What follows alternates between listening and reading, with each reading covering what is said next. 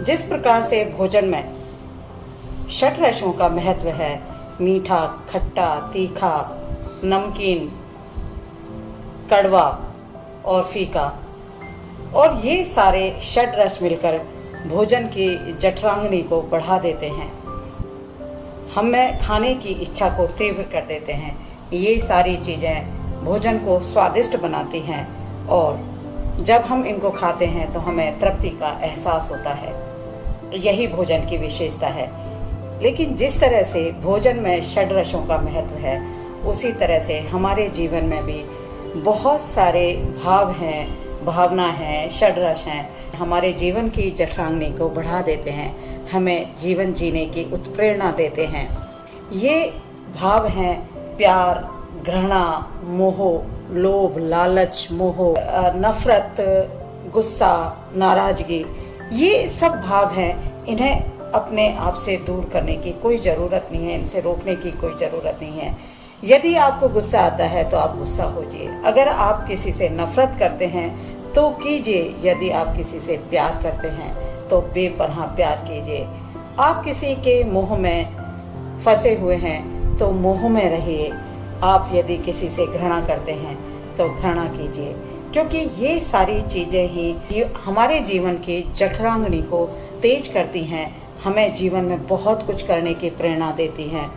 जब हम किसी व्यक्ति से घृणा करते हैं तो कोई व्यक्ति ऐसा भी है जिससे हम बहुत सारा प्यार करते हैं। हम घृणा करने की वजह जानते हैं।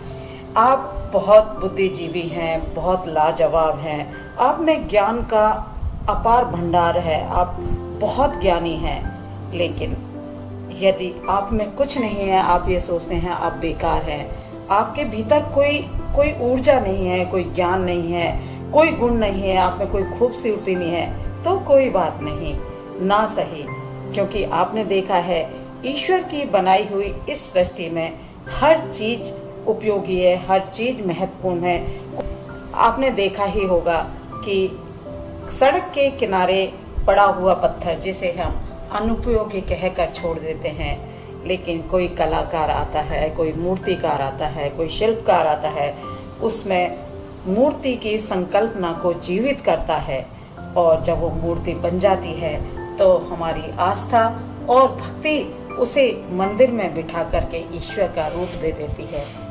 अगर आप ये सोचते हैं आप में कोई गुण नहीं है, आप में सुंदरता नहीं है, आप में ऐसी कोई चीज नहीं है जो आपको जीवन जीने के लिए प्रेरणा करे, तो आप ये सब ईश्वर पे छोड़ दीजिए। आपको कोई ऐसा शिल्पकार आएगा जो आपको तराश देगा। ऐसे लोगों के लिए भी ईश्वर ने गुरु भेजे हैं, संकल्पनाएं भेजी हैं, प्रेरणाएं भेजी हैं, सपने निर्मित की हैं, जो उन लोगों को जो अपने आप को जीरो समझते हैं उसके आगे 1 अंक, 2 अंक, 3 अंक, 4 अंक, 5 अंक खड़े हो जाते हैं और उसकी वैल्यू बहुत ज्यादा बढ़ जाती है। आप में जो कुछ भी अंतर्निहित है, गुस्सा है, नाराजगी है, प्रेम है, आस्था है, विश्वास है, सबको बाहर आने दें। नैसर्गिक गति से उनको जीवन में चलने दें। किसी चीज को रोकने की आवश्यकता नहीं है। यही सब चीजें तो जीवन की जठरांगनी को बढ़ाती हैं, हमें जीने की प्रेरणा देती हैं, हमें कुछ अच्छा करने के लिए प्रेरित करती हैं। हम अपनी बुराइयों को दूर करके हम अपनी अच्छाइयों को निखारने की कोशिश करते हैं। जो लोग हमारे सामने एक आदर्श के रूप में खड़े हैं, हम उनका जैसा बनने की कोशिश करते हैं। जीवन की जठरांगनी को बढ़ाने के लिए ये सब चीजें बहुत जरूरी हैं। गुस्सा, नाराजगी, घृणा, नफरत, प्यार और वो सारी चीजें जो यहाँ वहाँ बिखरी हुई हैं। जियो, खुल के जियो और मुस्कुरा के जियो।